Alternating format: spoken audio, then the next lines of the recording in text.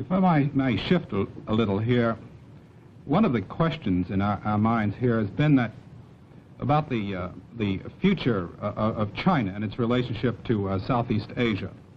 Some people are saying that China is now so divided politically that there is no great danger for Southeast Asia in the future.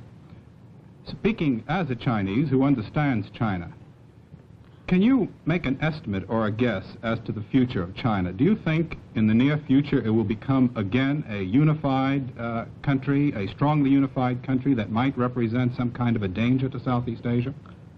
First of all, I can't speak as a Chinese because I'm a Singaporean. I'm of Chinese ethnic stock, and I think this is crucial. I mean, if you ask me to speak as a Chinese... As an ethnic Chinese. Yeah, well, you know, the Chinese People's Republic in Peking will be, I think, quite rightfully indignant, and so will the other aspirant in Taipei. But speaking as a Singaporean, with some of the built-in memory programming of the Chinese people, I would say that if you believe that the Chinese people will just splinter up into so many warlord communist committees, each governing a province or even part of a province, then you will make one of the gravest mistakes about Asia.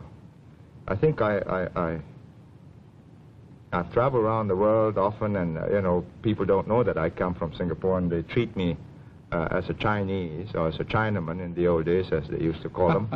And they used to say, Chiang Kai-shek, you know, in the middle 40s, and nowadays, of course, Mao Zedong. I'd say that they are determined as a people to unify and build a modern, powerful, wealthy Chinese nation. And I say good luck to them. And I think the moment they get prosperous, good luck to me, because I'll be much safer. I don't believe, however, you know, the simple theory that they're just going to send their armies across and eat up Southeast Asia. It's too simple. And it's too simple for you, for the Americans, and for us, because then it's naked aggression. The whole of South Asia will gel together and meet an incoming invader. But they've got this make-it-yourself kind of revolution. Wars of national liberation. You know, here's the text. We've got an instructor, he'll teach you how to organize, and we'll slip you a few guns and more if necessary. And if it gets more difficult, well, surface-to-air missiles. Prime Minister, what's the effect in Asia of demonstrations such as we had yesterday in Washington?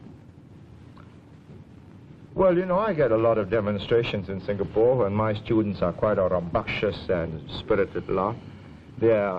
And I think they ought to be, otherwise I think there's very little future for Singapore. It's a young community, and the young must be idealistic. The young must believe that the world should be more just, and there should be more moral rectitude in the behavior of their leaders, and they protest, often in more than just a peaceful manner, because the communists slip into my demonstrations, and, you know, windows got broken so often, and cars get overturned. But at the end of the day, I think decisions have got to be made by adults, not teenagers.